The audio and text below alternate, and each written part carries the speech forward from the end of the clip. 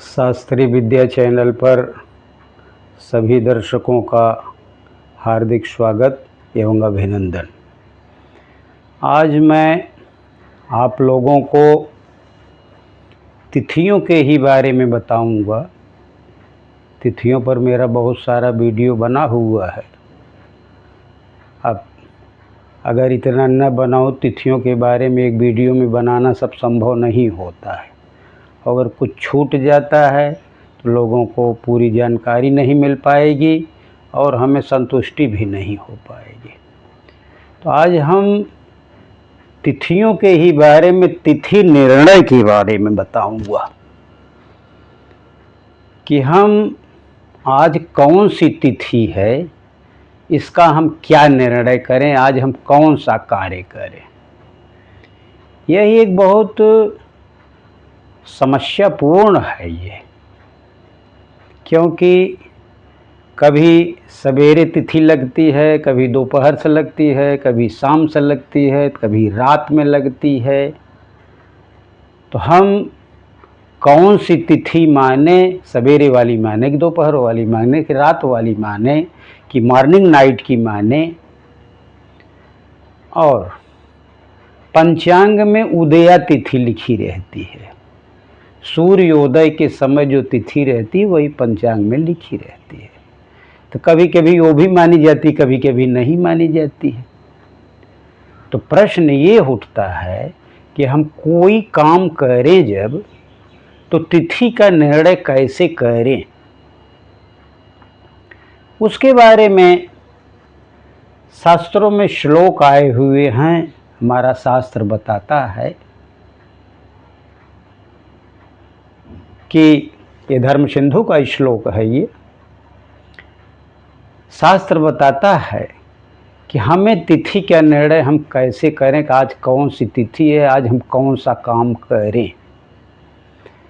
इसके बारे में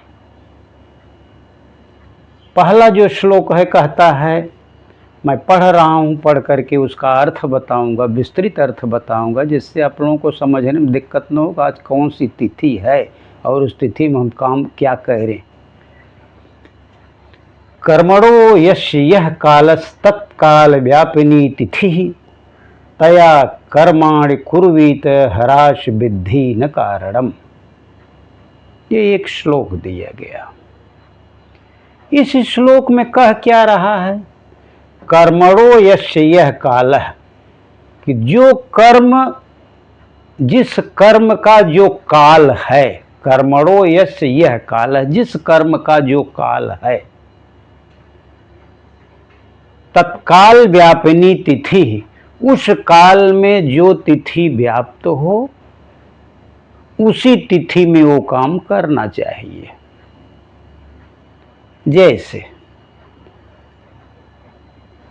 तया कर्माणि कुर्वीत, उसी में वो कर्म करना चाहिए। आगे क्या है, ह्रास वृद्धि न कारणम, उसमें तिथि ह्रास, जिसको हम तिथि क्षय कहते हैं, और वृद्धि कहते हैं, उसमें उसका कुछ मतलब नहीं होता। क्योंकि क्षय और वृद्धि क्या शुभ कार्यों में मतलब होता है। किसी का जन्म उत्सव आ गया, कृष्ण भगवान का आ गया, राम के आ गया, या कोई युगादि तिथियाँ आ गई, तो उसमें क्षय वृद्धि नहीं देखी जाती।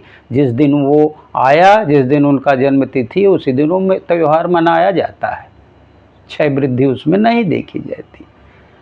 अब ये क्या, इसका कहने का मतलब क्या है कि जिस कर्म का जो काल हो, आप देखे होंगे कोई कोई त्यौहार दोपहर मनाया जाता है, कोई शाम को मनाया जाता है, कोई रात को मनाया जाता है, कोई सुबह मनाया जाता है। तो वो तिथि उस समय, जैसे दोपहर मनाया जा रहा है, दोपहर में वो तिथि होनी चाहिए। सवेरे सूर्योदय के समय है कि नहीं है उससे मतलब नहीं है। जैसे हम विनायक पूजा करते हैं, विनायक पूजा दोपहर में होती है, तो सवेरे मान लो तृतीया है, पंचांग में तृतीया लिखी है, चतुर्थी को मान लो विनायक पूजा हो रही है, तो अगर वो दोपहर में चतुर्थी लग गई तो पंचांग की तृतीया न मान करके उसको हम चतुर्थी ही मानेंगे। ऐसे ही कृष्ण जन्माष्टमी है, मान लो सवेरे से पंचांग में लिखा है सप्तमी, कृष्ण जन्माष्टमी रात में मनाई जाती है, और मान लो 8 बजे रात के बाद अष्टमी लग गई, तो पंचांग में तो सप्तमी लिखी है, लेकिन अष्टमी का त्यौहार उस दिन मनाया जाएगा क्योंकि रात्रि में अष्टमी लग गई। भगवान 12 बजे पैदा होते हैं तो 12 बजे वो अष्टमी होनी चाहिए। ऐसे होलिका दहन है, होलिका दहन शाम को होता है, भीष्म की पूजा शाम को होती है, तो उस समय शाम को वो तिथि होनी चाहिए। तो वही इसका कहने का मतलब है, कर्मणो यस्य काला, जिस समय जो काम किया जाता है उस समय जो तिथि रहती है, तत्काल जो तिथि रहती है वही ग्राह्य होती है, उसके ह्रास वृद्धि से कुछ मतलब नहीं होता। तो शायद आपको ये पहला श्लोक का अर्थ समझ में आ गया होगा। अब दूसरा कहते हैं, याम तिथि समनुप्राप्य उदयम याति भास्करः सा तिथि सकला ज्ञेया दानाध्ययन कर्मसु। अभी दूसरा श्लोक क्या कहता है, या तिथि समनुप्राप्य उदयम याति भास्कर, भास्कर माने सूर्य, जिस तिथि में सूर्य उदय होता है, पहली लाइन का यही इतना मतलब है कि जिस तिथि में उदयम याति, सूर्य उदय होता है, यानी उदया तिथि। उदया तिथि किसमें देखेंगे, सा तिथि सकला ज्ञेया, वो तिथि संपूर्ण रूप से मानी जाती है किसके लिए, दान के लिए, अध्ययन के लिए, कर्म माने पूजा आदि कर्म के लिए, पूजा आदि कर्म के लिए वो उदया तिथि मानी जाती है।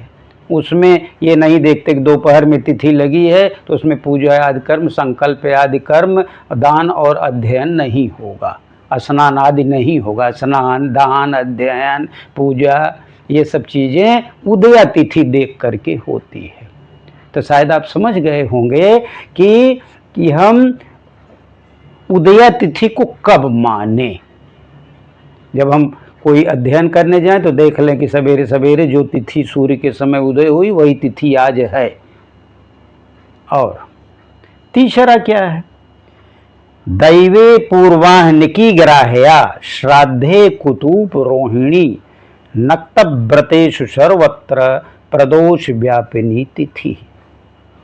इसमें कहते हैं बहुत सारे नियम कानून हैं। ये 3 श्लोक में ये विशेष रूप से है, और प्रतिपदा से लेकर के अमावस्या पूर्णिमा तक बहुत सारे नियम हैं कि प्रतिपदा कब माने, द्वितीय कब माने, ऐसे भी नियम हैं। लेकिन ये 3 चीज़ें विशेष रूप से लागू होती हैं।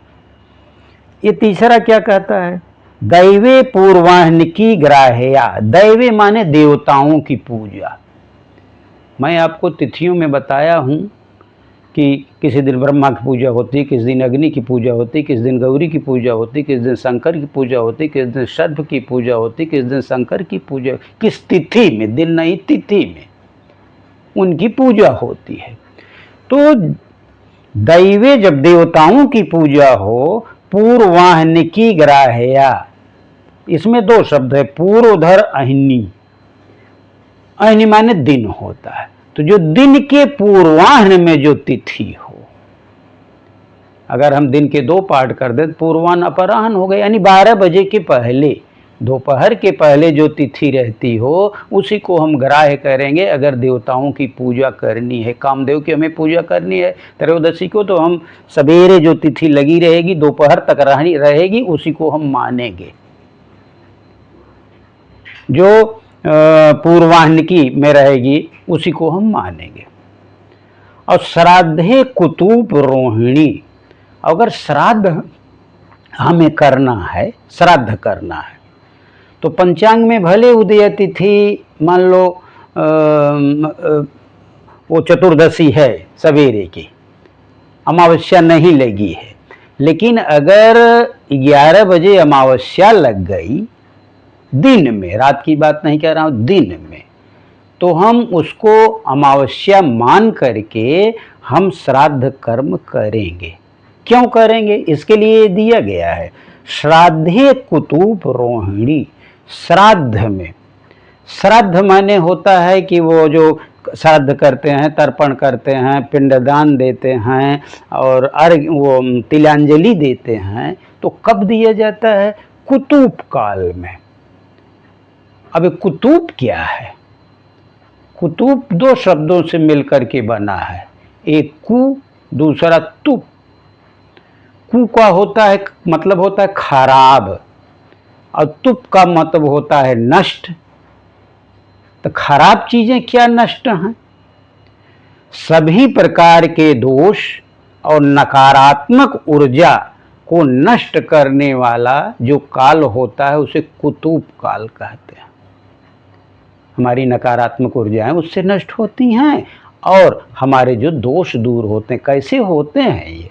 जब हम पितरों को अर्घ्य देते हैं, तिलांजलि देते हैं, या पितरों को पिंडदान करते हैं, तो तर्पण करते हैं, तो पितर हमसे, हमारे परिवार पर खुश हो जाते हैं। तो हमारे घर के जो दोष रहते हैं और जो नकारात्मक ऊर्जाएं घर में रहती हैं वो सब नष्ट हो जाते हैं। तो इसी का मतलब है कुतूप। तो कुतूप काल में श्राद्ध होना चाहिए। अभी कुतूप काल होती कब है, ये भी एक प्रश्न है। दिन का जो 8वां मुहूर्त होता है,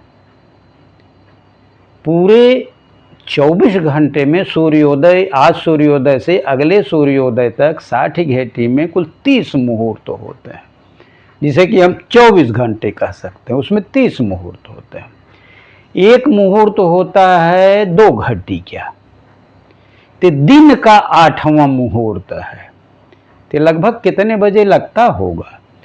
ये लगता है कुतूब काल 11:36 से 12:24 दिन में लगता है। कभी कदार थोड़ा आगे पीछे हो जाता है, जब दिन छोटे रहते हैं तो उसमें 15 भाग करना है तो 2-4-6 मिनट आगे पीछे हो जाएगा। लेकिन अगर 30 घटी का दिन है तो इतना मान लीजिए कि 11:36 से 12:24 तक, 11:36 से 12:24 तक कुतूब काल रहता है। इसमें अगर हम श्राद्ध करते हैं, तर्पण करते हैं, पिंडदान करते हैं, तो ये शुभ और श्रेष्ठ समय माना जाता है पितरों के लिए। तो कुतूब काल में ही श्राद्ध करनी चाहिए। सवेरे सवेरे कौन सी तिथि उससे मतलब नहीं है, कुतूब काल के बाद कौन सी तिथि है उससे मतलब नहीं है। अगर श्राद्ध का समय है, कुतूब काल लगा हुआ, तो वही तिथि हम उसको बताएंगे। अगर उसमें अमावस्या आ गई तो अमावस्या के दिन हम करते हैं, श्राद्ध करते हैं, तो उसको हम बता सकते हैं कि भाई अमावस्या लगी है, अब कुतूब काल भी आया है, आप इसमें श्राद्ध कर सकते हैं। अगला क्या है? नक्त व्रतेषु सर्वत्र प्रदोष व्यापिनी तिथि।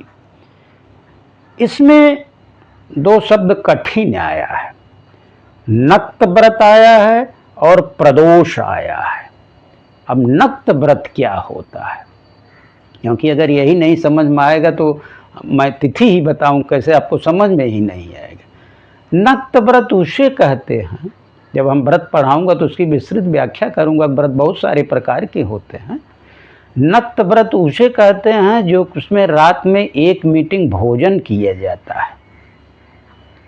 क्योंकि बहुत से लोग 24 घंटे का उपवास नहीं रहे। उपवास माने होता है 24 घंटे कुछ मत खाओ, लेकिन कोई कोई देखते होंगे कि नहीं चल पाता है तो रात में खा लेते हैं, कोई कोई दिन में खा लेते हैं। सबका अलग अलग नाम है। अगर वो रात में खा रहा तो नक्त व्रत हो गया, दिन में खा रहा तो एक भक्त व्रत हो गया, उसको एक भक्त बोलते हैं कि दिन में वो खाया दोपहर में। तो जो नक्त व्रत होते हैं उसमें प्रदोष व्यापिनी तिथि देखी जाती है। नक्त माने होता है रात, रात में व्रत करो, दिन भर व्रत रहो, रात में खा लो, उसे नक्त व्रत का मतलब होता है। इसमें कौन सी तिथि देखेंगे, तिथि का हम निर्णय कैसे करेंगे? प्रदोष में वो तिथि रहेगी वही हम मानेंगे। अब एक प्रश्न ये है कि प्रदोष कहते किसे है, ये भी एक प्रश्न है। प्रदोष कहते हैं एक, उसमें क्या कहा जाता है, धर्म सिंधु में एक वाक्य आया है, उसमें प्रदोष के बारे में बहुत, संस्कृत में वो शब्द है, मैं बता रहा हूँ, उसका अर्थ भी बता दे रहा हूँ। सूर्यास्तोत्तरायणानाम अनंतरम त्रिमुहूर्त प्रदोषः। इसका मतलब हो गया सूर्य के अस्त के बाद 3 मुहूर्त तक प्रदोष होता है। अब इसमें हम कैसे जाने कितना घंटा कितना मिनट हुआ, ये भी एक प्रश्न है। क्योंकि मान लो हम प्रदोष तो जान गए कि 3 मुहूर्त तक होता है सूर्यास्त के बाद, तब कितना घंटा हुआ, क्योंकि बहुत से लोगों को मुहूर्त ही नहीं मालूम, घटी ही नहीं मालूम, घंटा मिनट मालूम रहता है। तो उसको हम जान लीजिए कि 1 मुहूर्त 2 घटी क्या होता है। अब 1 घटी 24 मिनट की होती है, तो इस प्रकार से 48 मिनट का 1 मुहूर्त होता है, तो 3 मुहूर्त हो गया। तो अगर हम 50-50 करें 5 15 मिनट हो गया, और उसमें 6 घटा दें तो 150 में 6 घटा दे तो 144 मिनट का हो गया। तो 100 सूर्यास्त के बाद 144 मिनट तक का जो समय है, तो उसमें उसी को हम प्रदोष काल मानते हैं। तो जब हम नक्त व्रत करें तो उस समय जो तिथि रहेगी, कोई यजमान अगर पूछता है कि हमें प्रदोष व्रत करना है, कौन सी तिथि को करें, तो पहली बात तो त्रयोदशी के दिन होता है प्रदोष व्रत, और वो उसमें शिव और उनकी पूजा की जाती है। तो प्रदोष अगर बताना है तो आप जान लीजिए कि सूर्यास्त के 144 मिनट के तक वो रहेगा, उसी में भगवान शंकर की पूजा करनी चाहिए। अगर उसमें त्रयोदशी नहीं है तो जान लो प्रदोष व्रत आपका खंडित तो हो रहा है। यहाँ नक्त व्रतों से मतलब है कि नक्त व्रत हमें प्रदोष काल में करना चाहिए। तो शायद आपको समझ में आ गया होगा कि हम तिथियों का निर्णय कैसे करें, क्योंकि पंचांग में केवल उदया तिथि लिखी रहती है और लोग ये समझ में नहीं पाते कि आज कौन सी तिथि है। कभी सवेरे लग रही, कभी शाम को, कभी दोपहर को, कभी रात को। तो हमें ये जो बताए गए श्लोक में, इसमें बहुत शॉर्टकट में श्लोक के माध्यम से बताया गया है कि जो काम हमें करना हो, अगर दोपहर का काम है दोपहर में तिथि रहनी चाहिए, शाम को काम है तो शाम में तिथि रहनी चाहिए, रात में काम है तो रात में तिथि रहनी चाहिए। जैसे महाशिवरात्रि का हमें पूजा करनी है तो रात में वो रहनी चाहिए वो तिथि। अगर रात में तिथि नहीं है तो तिथि नहीं मानी जाएगी। और वो जो है अगर हमें किसी वो दान का काम करना है, स्नान का काम करना है, ध्यान का काम करना है, पूजा पाठ करना है, तो हमें संकल्प लेना, तो हमें उदय तिथि देखी, सूर्योदय के समय कौन सी तिथि थी वही ग्राह्य होगी, वही मानी जाएगी। उसी पर पंडित जी बता देंगे कि आज ये तिथि में तुम काम कर लो, आज ये तिथि है। कुछ लोग इस पर झगड़ा भी कह रहे हैं कि नहीं 1 घंटे बाद तो ये तिथि लग गई, 2 घंटे बाद ये तिथि लग गई, इतना मुहूर्त तक नहीं है, लेकिन शास्त्र हमारा ये कहता है। और अगर भगवान की पूजा करनी है, तिथियों के देवता की पूजा करनी है, देवताओं की, तो जो पूर्वाह्न की है, जो दोपहर के पहले की तिथि है वो मान्य है। श्राद्ध कर्म करना है तो कुतुब बेला 11:36 से लेके 12:24 तक है।